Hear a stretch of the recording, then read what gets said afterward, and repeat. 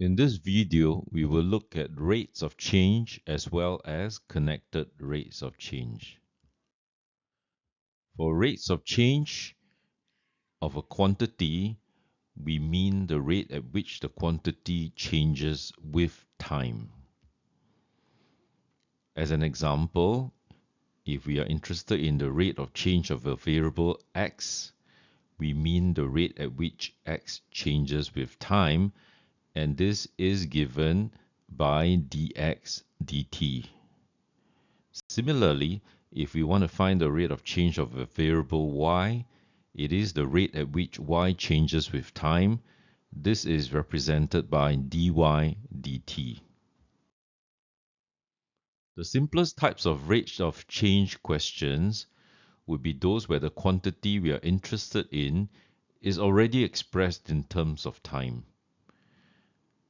In our differentiation worksheet 10, these will refer to questions 1 and 2. Let's take a look at question 1. Over here, we have the quantity displacement, which is represented by x, and it is expressed in terms of time. In part 3 of the question, we are asked for the rate at which this displacement is changing for a specific value of t equals to 4. In order to do that, we first differentiate x with respect to time to get the rate. Substitute this value of t to find the rate at this point in time. Now, because this rate is positive, we can either say x is changing at a rate of 7 meters per second, or we can also say x is increasing at a rate of 7 meters per second. For part 4 of this question, we still want the rate at which the displacement is changing, but this time round for a different point in time. Using our expression for dx dt earlier on, we substitute t equals to 1, and our rate is a negative 8 meters per second. We can describe x as changing at a rate of negative 8 meters per second, or since the rate is negative, we can also say x is decreasing at a rate of 8 meters per second. For parts 3 and 4, the question gave us the specific value of t, and we are supposed to find the value of dx dt. Part 5 asks the question in a different way. We are given a particular rate. We are supposed to find the value of t. So we simply assign dx dt to the given rate of 7 meters per second, and we solve for t.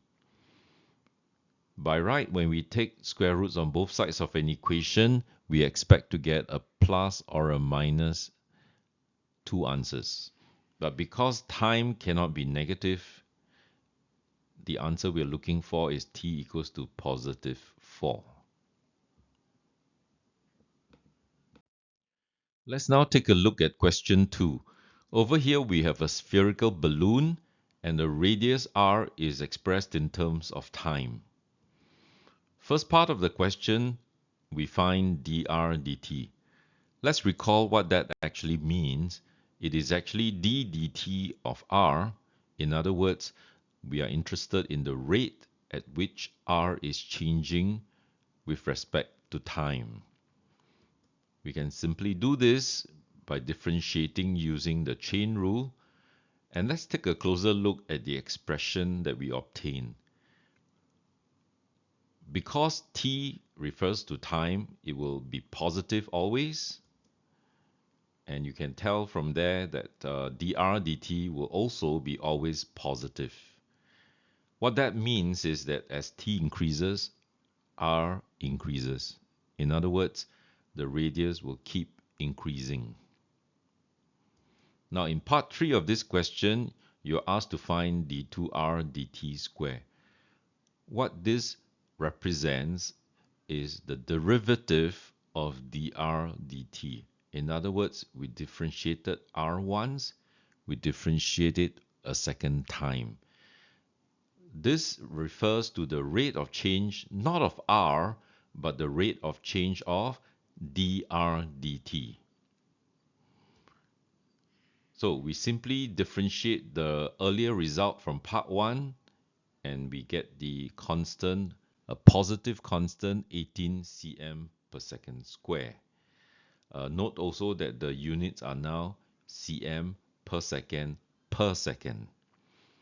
Note also that because your answer or the value is a positive one, that tells us that the d2r dt square is also positive for all values of t, which is to tell us that dr dt will keep increasing as t increases. For the final part of question 2, we are asked to sketch the graph of r with respect to time and to describe the curve that we get. What will help us is to recognize that we have a quadratic curve and we can easily tell from the completed square form where the minimum point lies. So if we sketch the graph, it will look something like this, and it intersects the vertical axis at 2. But because time has got to be positive, we can basically shade out the portion to the right, to the left of the vertical axis. How do we describe the curve? We can use the two results that we have earlier on, which is that as you increase time, the radius will increase, and not only will the radius increase, dr dt will also keep increasing. We can describe this in words in this way. As t increases, the radius r increases at an increasing rate.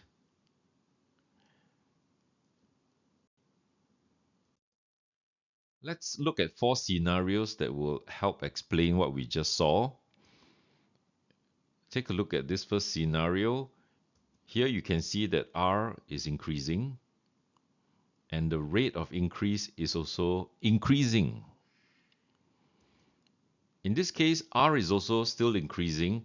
However, the rate of increase is decreasing. So r is increasing, but at a decreasing rate. You can think of also comparing the gradient, where the steepness is reduced as you move from left to right. Here's the third scenario. The obvious observation is that r is decreasing, but the slope gets very negative very quickly, so r is decreasing at an increasing rate. And finally, r is decreasing over here as well, but the rate of decrease slows down as t increases. Let's move on to the next section, which is on connected rates of change. Now, in a connected rates of change question, the quantity we are interested in is not expressed in terms of time. So an example is this. We are interested in the rate of change of y. Unfortunately, y is expressed in terms of x. Although we do have the rate at which x is changing. If you look at the worksheet 10, simple instances of these types of questions are in questions 3 and 4, and we're going to look at them. Let's take a look at 4a. So here, two pieces of information are given. We have y in terms of x rather than in terms of t, but we are also given the rate of change of x with respect to time. So a logical question is, knowing the rate of change of x, can we find the rate of change of y? In order to do that, we will first use the relationship between y and x to find dy dx. That's easily done. And then we make use of the chain rule. Dy dt, which is what we are after, is dy dx times dx dt. Now, we already have dy dx from the earlier part, and dx dt is in fact given. So here we go. That's our value for dy dt. Notice that y is changing at a constant rate of 1 unit per second. In question 4b, y is given in terms of x again, and we also have the rate of change of x with respect to time. This time around, we want to find the rate of change of y, but for different values of x. Step 1, given the relationship between y and x, we find dy dx. We next employ the chain rule to find dy dt, which is equal to dy dx times dx dt. Notice that what we get this time around is an expression where dy dt is not a constant. In this case, y is not changing at a constant rate, and the rate actually varies with x. So in order to find the actual rate, we need to specify the value of x. So when x is 1, the rate is 18 units per second, whereas when x is 2, you have a different rate of change of y. Now for questions 5 and 6, what we have is in question 5, we are told that x is increasing at a constant rate of 2 units per second. Since x is increasing at a constant rate, we will know that dx dt is positive, and we can write it as dx dt is plus 2 units per second. On the other hand, if you look at question 6, we are told that x is decreasing at a constant rate of 4.5 units per second. We must be mindful that this means dx dt is a negative rate, negative 4.5 units per second. Let's move on to question 10. Here we have a metal cube and the volume is decreasing at a constant rate of 0.1 cm cube per second. Given that piece of information, we are supposed to find the rate of decrease of the length. There are two parts to this question. Now, the first thing we do is to make use of the information given. Let's use V as to represent volume. So what we are given is dV dt is negative 0.1. And we know it's negative because volume is decreasing at a constant rate. We now need to form a relationship between the volume and the length. So if we let the length be capital L, then because this is a cube, volume is L cubed, and that allows us to find dV dl. Now, how do we proceed to use the chain rule? Because we are interested in the rate of decrease of length, the quantity we want is dl dt. So we are going to make dl dt the subject, and by the chain rule, dl dt is dl dv times dv dt. And this is the obvious choice because the only other quantity that we bring into the picture is volume. Just be mindful that we found dV dl, so dl dv is the reciprocal of it. It is 1 over 3l square. And this gives us dl dt.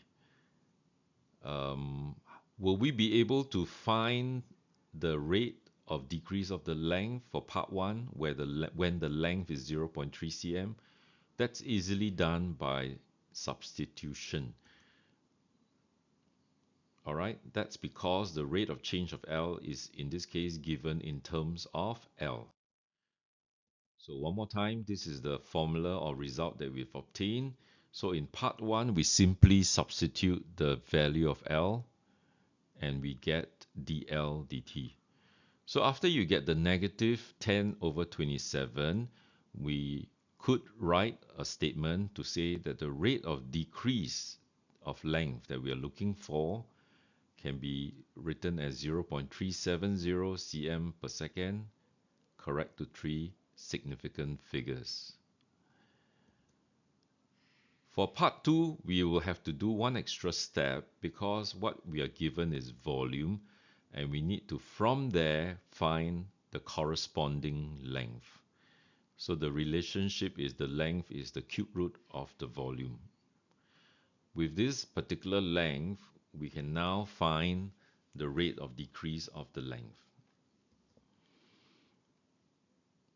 And when we substitute, we get a negative value once again. So we translate that to a rate of decrease of length. And once you write it as a decrease, it should be a positive value because the negative value is taken care of by you using the word decrease. And that ends this video.